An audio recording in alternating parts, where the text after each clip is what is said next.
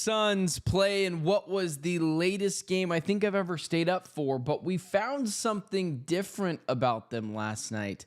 Maybe they're not just a good defensive team. Maybe they're just really good offensively as well.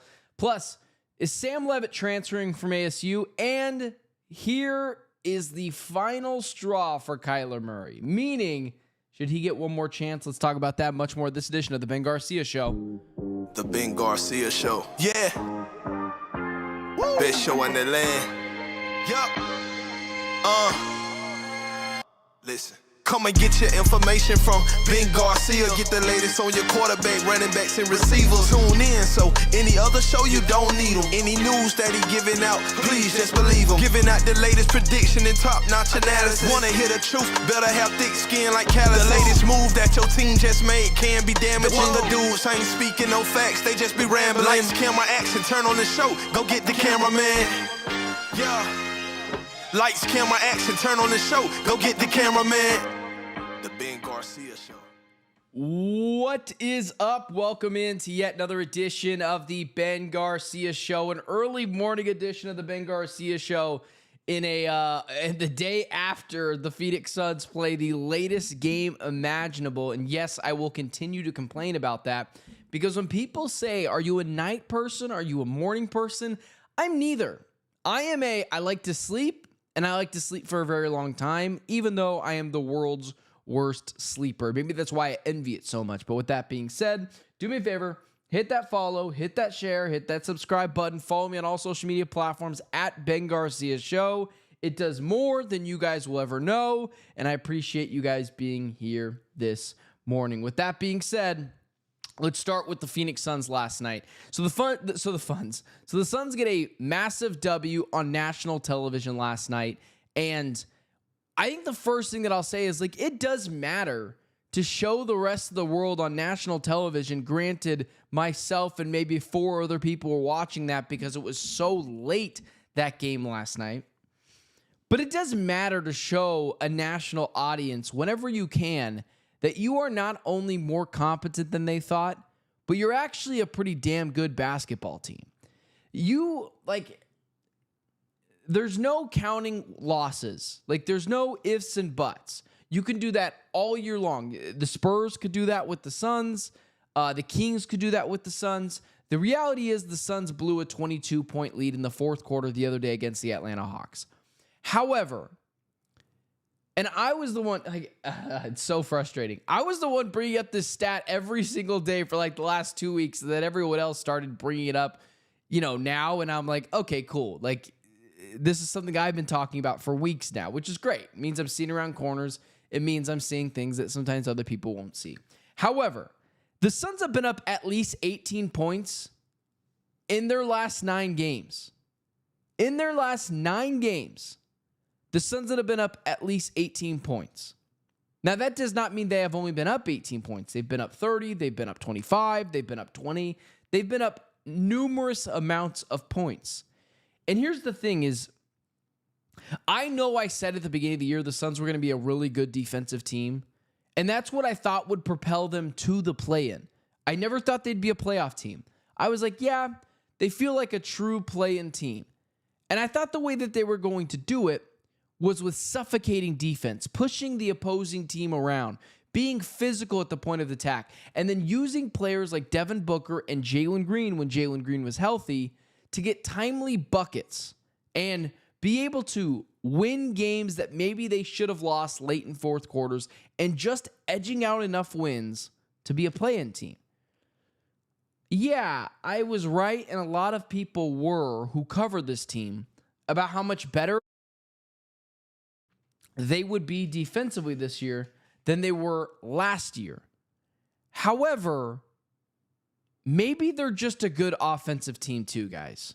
Maybe the Suns are just a good offensive team too. In defensive rating, the Suns are... So in defensive rating so far this season, the Suns are 11th. They're just outside of the top 10, and that is something I talked about last season, or that's something I talked about in the offseason. I told you I thought the Suns would be a top 10 defensive team. They are now at 11th. And as impressive as that is for a team that continues to be, just aggressive, suffocating, all the things that we thought they would be from a defensive perspective where they're just on the edge of the top 10. Them and actually the Boston Celtics are actually tied for 10th, both at 112.6, but just behind the 7th best team at 112. We kind of expected the Suns to be able to push teams around defensively. And when you're playing the Portland Trailblazers last night, you kind of expect the Suns to be able to push a team around defensively that doesn't have a Devin Booker on their team that can get the offense going on their own. Here's what I didn't expect. The Suns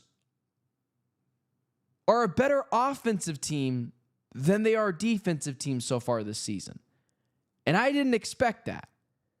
Defensively, they're 11th in defensive rating. Offensively, they're 8th in offensive rating. Just outside the top 5, I might add, the Minnesota Timberwolves, who are at 118.4, the Suns, who are at 117.5. It's not like they're trailing the top 5 by a boatload. At what point do we just decide the Suns have been up 20-plus points on nearly every single team they've played over the last 2 weeks? When do we just decide they're a really good offensive team as well? I know Devin Booker can play. I know that. I've always known he's a really good offensive player. I think he's the 13th best player in the NBA. But when Dillon Brooks starts creating shots on ball that I would have never thought of him making, it made me question the viability of this offense. But nothing is changing. Dillon Brooks is playing some of his best offensive ball in his entire career. Grayson Allen, when he wasn't out, was playing some of his best ball of his entire career. Colin Gillespie is a true 6th Man of the Year candidate. Mark Williams has been a revolution for the Phoenix Suns, defensively and offensively. So here's the thing that really gets me excited about the Suns. Who the heck they just play us? Trailblazers. I want to be able to bring up their stats from last night. But here's the thing last night that really gets me excited about the Suns. And it doesn't have anything to do with anyone that played last night. If everyone just works in this lineup like it feels like most players are doing, like even Isaiah Livers played 13 minutes tonight and gave you 5 points, 2 rebounds, was active. Oso Ighodaro, 6 or 7 from the field, 14 points in 16 minutes. He was super efficient last night. Nick Richards got off to a rough start, but had 8 points in 11 minutes. Jordan Goodwin, who was not just a defensive player when he showed up to Phoenix this season, he was a defensive player for the Suns when he showed up the very first time in Phoenix. Maybe it just means they're going to be able to figure it out with Jalen Green. And that is the most important thing in all of this. Maybe with Jalen Green, they're just going to be able to figure it out. Because everyone else in this offense seems to be figuring it out. And if you insert Jalen Green into that, what is that going to do for him offensively? He's just going to have more wide open looks if everyone's hitting. He's just going to be able to drive and penetrate to the basket, have a couple of guys draped all over him, and dish it out to Grayson Allen and Dillon Brooks in the corner for open 3-point jumpers. Everything about this team has been pointing in the upwards trajectory, and last night's win cannot be understated. Or last night's win cannot be overstated. I guess understated too, but overstated. For a team that is maybe just a playoff team, maybe the Suns are just a playoff team, and I'm not being fair about it. Maybe they are just good enough and they're going to be a top 6 team in the Western Conference. I don't know how we got here already, but maybe that's the case. But here's what I will say. It's definitely more plausible than not that the Suns are a play-in team this year. They're already at 9 wins. I think they're going to beat the Timberwolves on Friday. They could be at 10 wins. They should already be at 10 wins. But these games matter. You're going to be jousting with positioning all year long with these teams for a play-in spot. And when you look at this, when you look at the NBA standings, and as my computer just completely dekes out on me, this is why I've been so vocal on how important these games are for the Phoenix Suns. 1, they've got wins now against the Portland Trailblazers, the Utah Jazz, 2 against the Clippers, 1 against the Dallas Mavericks, 1 against the Kings, 1 against New Orleans Pelicans. They don't have a win against the Memphis Grizzlies, but they're up 5 games on them right now in the loss column. They don't have a win against the Golden State Warriors. They lost that game, but they have a game coming up against them at home. They could avenge that loss. These games matter. You need to be able to separate from the rest of the pack so that when you go into this gauntlet of games that you're going into all the way up until Christmas, you have some buffer.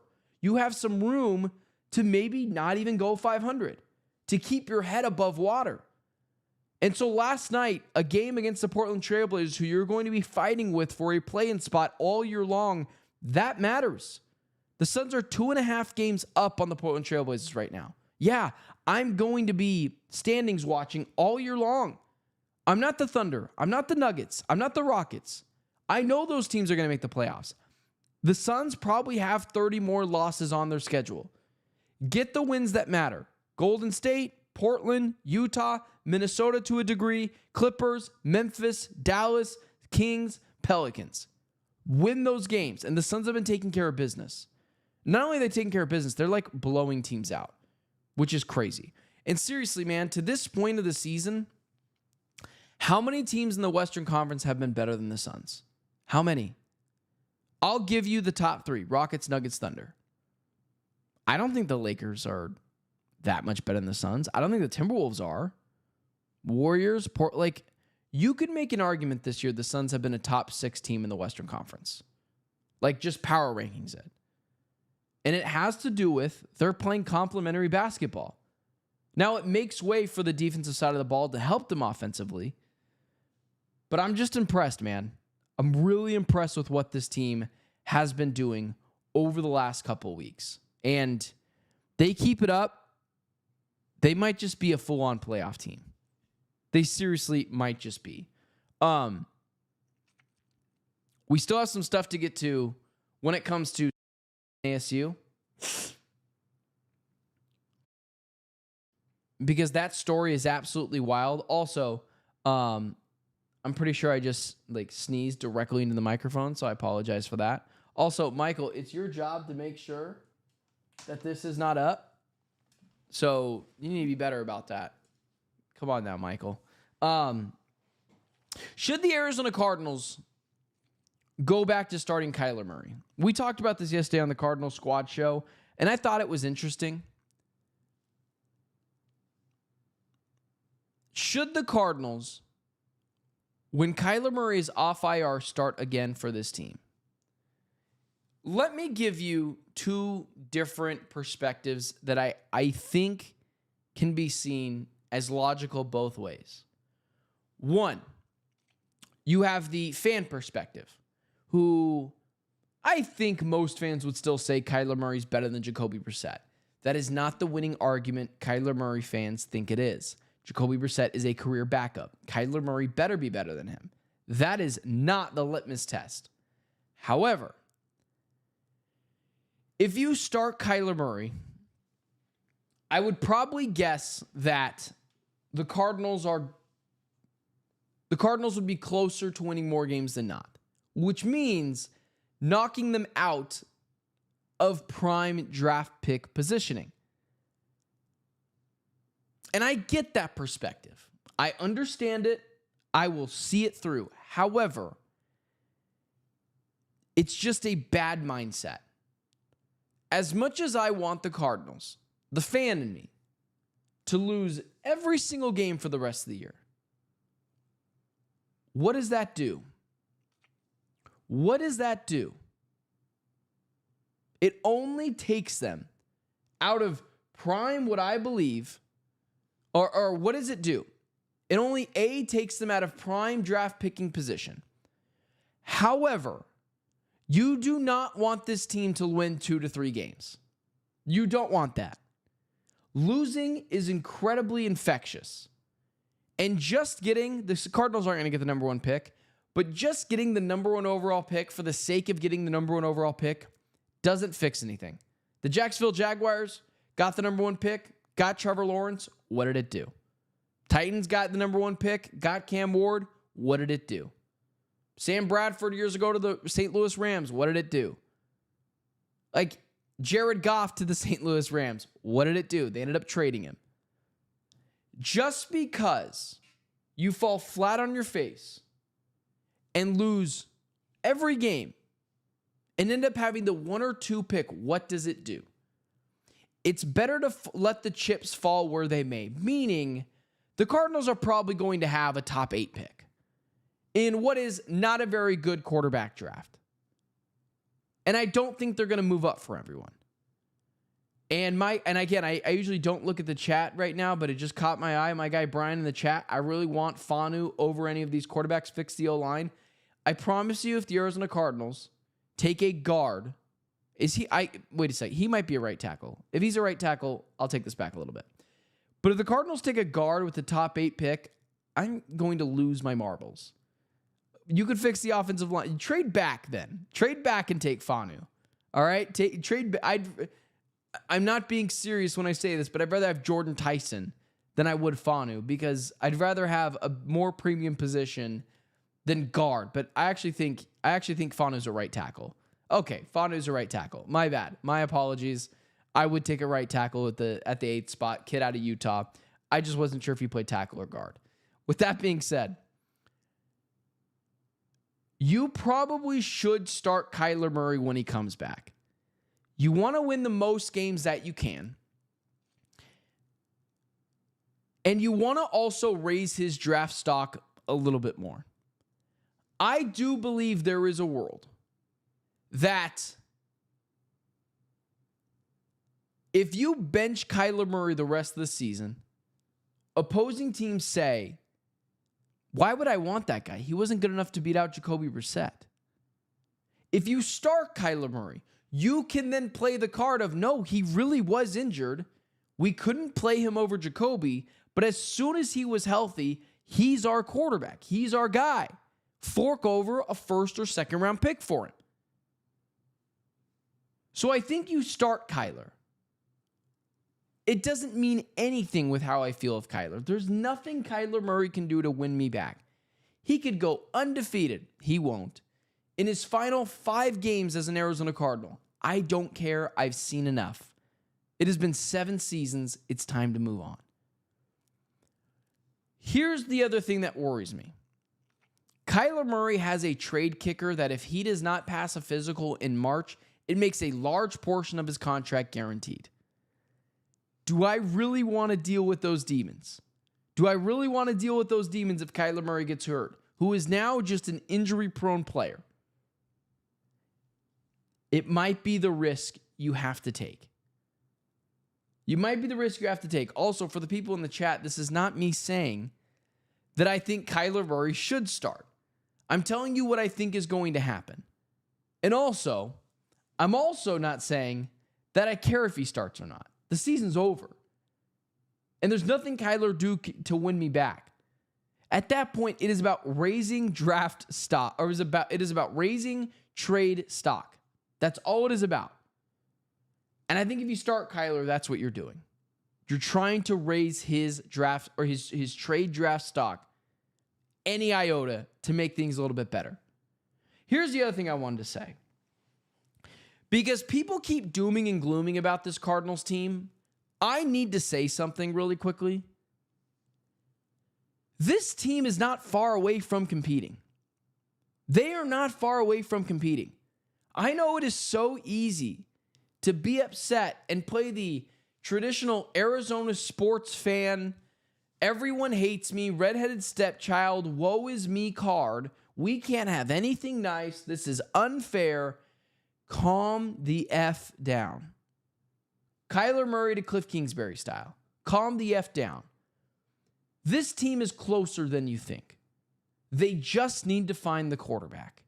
They potentially just need to find the head coach. But what I think is easier to do out of those things in this offense is to find the quarterback. Because this offense and this defense is ready-made for a kid to show up and say, just don't crash the Maserati. Do I have to list the players again? I will. How many teams have a franchise left tackle? A consensus top 6 left tackle in football in Paris Johnson Jr. We could be talking about needing both tackles. They don't. They need one. How many teams have a clear wide receiver 2 in Michael Wilson? How many teams have a wide receiver as talented as Marvin Harrison Jr.? How many teams have Trey McBride? And your one draft pick selection in the second round from having an elite running back. Those are easy to find. Combine it with this defense that, let's not play revisionist history, when healthy was one of the best defenses in the NFL.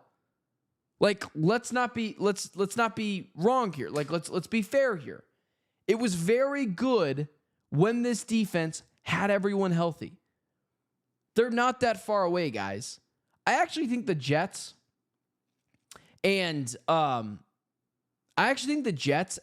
Cardinals are like one of the same. They got Fashanu, the offensive tackle. They've got Garrett Wilson. They've got Breece Hall. They've got defensive pieces. They've got a lot of draft capital. Like, I don't think they're super far away either. And they've got a lot of draft picks. So it's just interesting. Like, Walter Nolan is on the defensive line. My guy Brian is pointing out in the chat as well. That has helped bring out some of the better parts of Darius Robinson, who I still think has a pretty far ways to go. Remember, he was a first-round pick. But I'm just saying, like, this team's closer than you think. They've got to get the quarterback. That's tough to do, but I think it's easier to do than the head coach, because this offense is so ready-made for a quarterback to come in and take over the reins.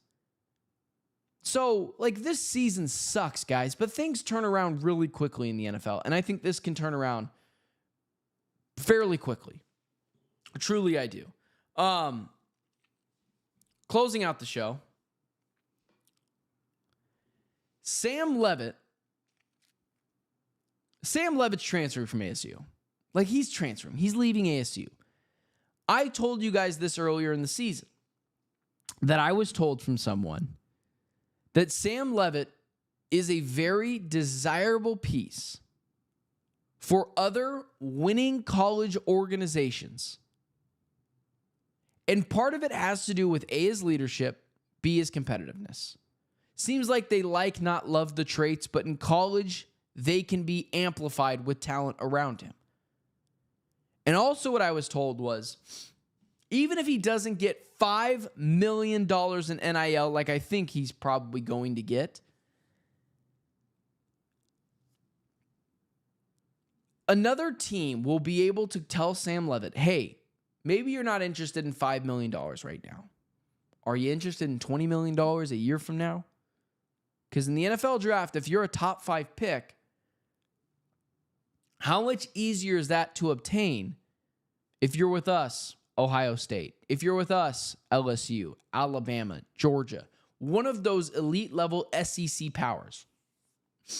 What happens if you come over to us with our talent and we help elevate you? You think it's going to hurt your draft stock, or you think it's going to help your draft stock? I think it's pretty clear Sam Leavitt is leaving. And my guy Brian in the chat again, I can't blame him either.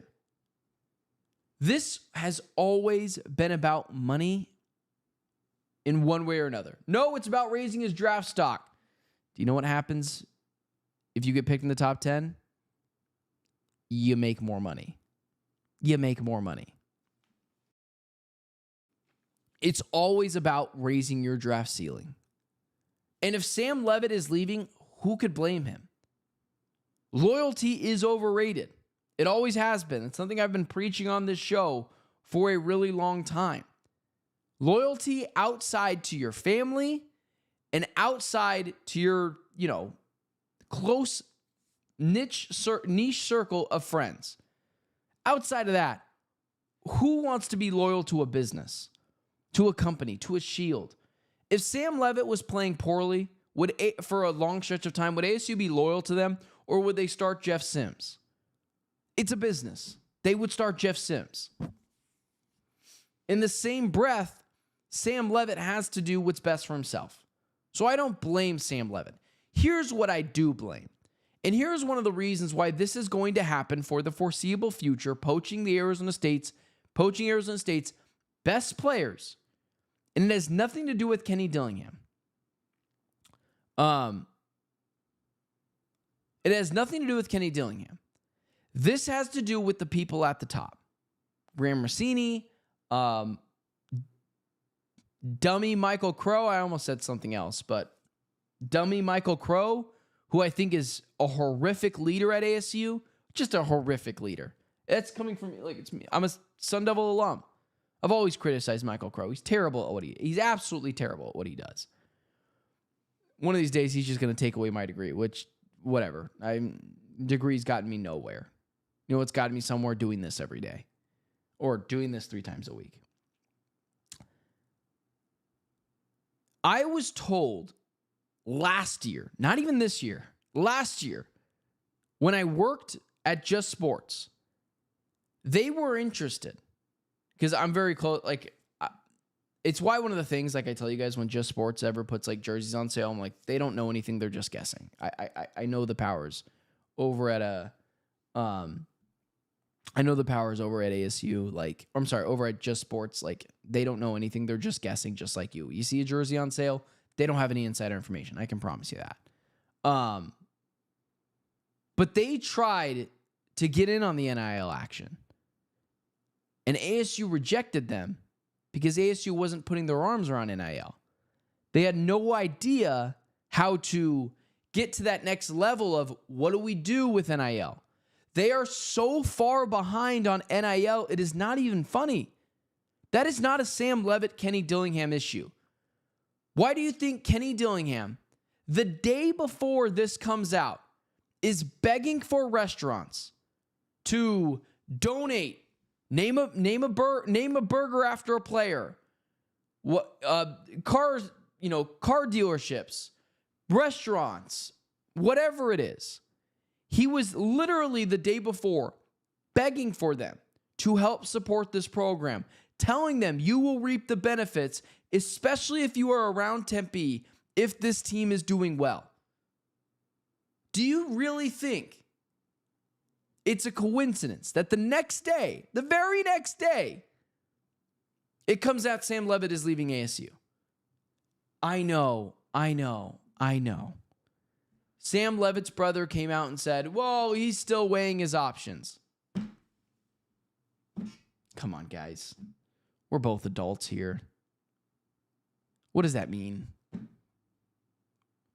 If I heard that my wife was going to leave me, and I went up to my wife and I asked her, hey, is this weird rumor going around? Are you going to leave me? And she said, well, we haven't decided yet. Bro, she's already left you.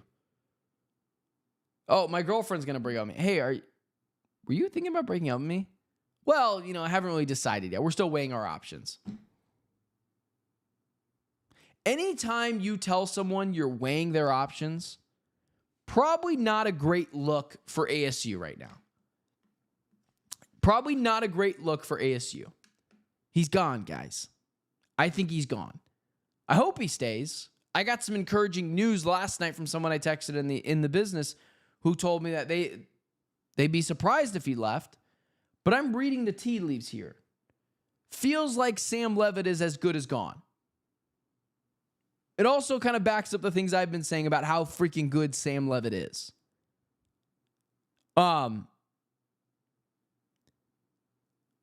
Again, this has nothing to do with against Sam Leavitt. he has given ASU some of the best of times.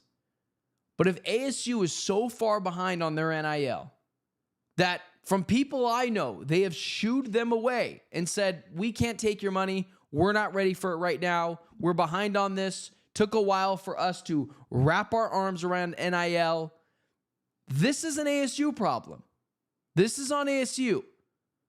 You want to get upset with someone. Don't get upset with Bama or Georgia or LSU or some SEC or Southern school that poaches your players away. Get mad at the school. Get mad at the school. Get mad at Graham Rossini. Get mad at Michael Crow. Go after them. ASU, for too long, even before Graham Rossini, did not wrap their arms around NIL while other organizations and colleges were saying, we can pay players now? Here you go. Tried to take the moral high stance. Well, we're not paying players. The moral high ground. We're not paying players. Dude, get out of kindergarten, la la land. Welcome to the real world where money talks. And so, yeah, Sam Leavitt is leaving, despite what his brother said. That's my guess. Anytime your star player is weighing their options, probably means they're gone. Probably means they're gone. I don't want Sam Leavitt to leave. How many times have I been saying he's a first-round quarterback? How many times have I been saying for the last couple weeks, I think he played his last snap at ASU? This is just what it feels like to me. I'm reading the tea leaves. I'm looking around. It just feels like Sam Leavitt is out of here. And that freaking sucks, man.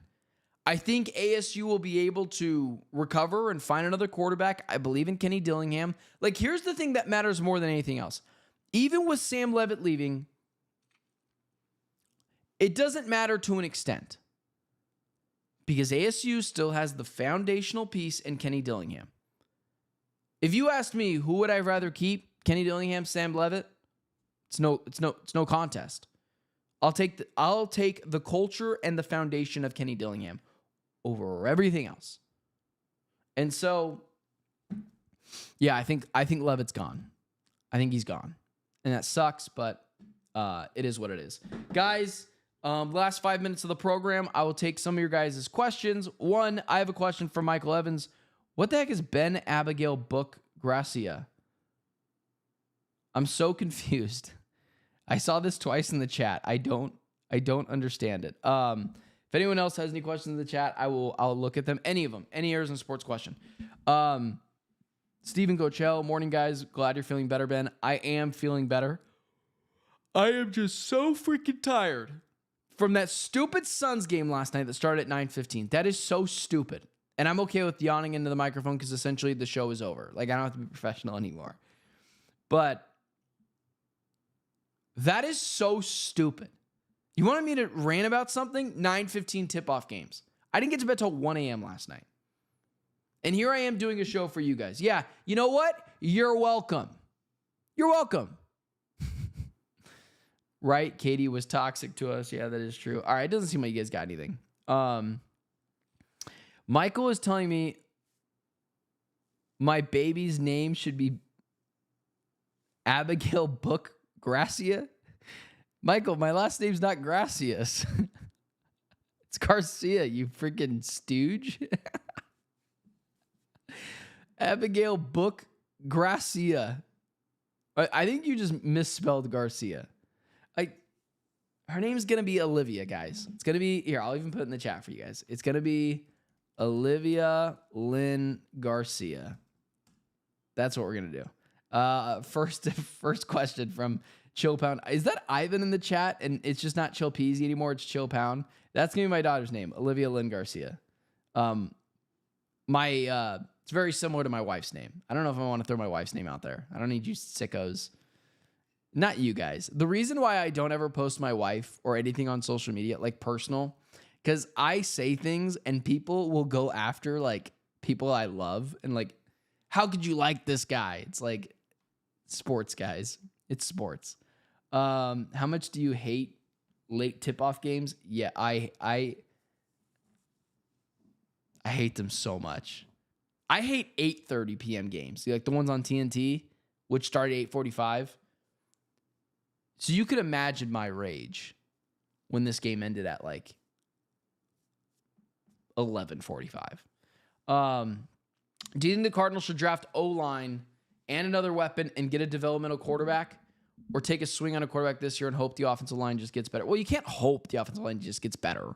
It's like asking me to just like, well, let's just hope, Ben becomes handsome next year. Like, it's probably not going to happen. It's probably not going to happen. Like, here's what I'll tell you. It's a cop-out answer. If the Cardinals feel really good about a quarterback, take that quarterback. If you don't, fix the offensive line. And just like so we're clear, if the Cardinals fix the right tackle, they have the right tackle, center, left tackle. Makes life a lot easier on everyone. I don't think the offensive line's that far away either. Sign a guard, draft a right tackle, you're fixed. Like you're legitimately fixed. What was the other question? It was the same question. Yeah, if they feel good about a quarterback, like if they feel like, let's say they move up to the 2 spot for Fernando Mendoza because they just feel very good about him, like do it, like absolutely do it. Anyways, guys, I am so tired. I'm so bleeping tired. I think I'm gonna go get a coffee. Anyone want to donate some money to go get me a coffee? Anyone? Just kidding. I'm making fun. Don't send me money. For the love of God, do not send me money. Your presence is my presence. But I always think it's funny when people are like on TikTok and stuff, they're like, oh, send me money if you want me to do something. It's like, how about you do something first? How about you provide content? How about you provide something for people? So before someone actually does send me something, I'm going to leave. Have a good night, Michael, or have a good day, Michael, Steven, Ivan, Cope Approach, Brian. If I missed you, it's because I don't want someone to try to send me something right now because I was joking. Have a great night. Stay safe. I will see you guys on Friday, which will be a pre-recorded show. Friday's a pre-recorded show. So there will be a Ben Garcia show. It will be pre-recorded, and it will be a premiere show. I will not be live, but there will be a show. That being said, have a heck of a week. Stay safe. See you guys on Friday, 8 a.m. Gosh darn you. Gosh darn you, Michael. Thank you. Thank you. You are very kind. First person ever to make me stop the outro. Thank you. You're very kind. Have a nice night.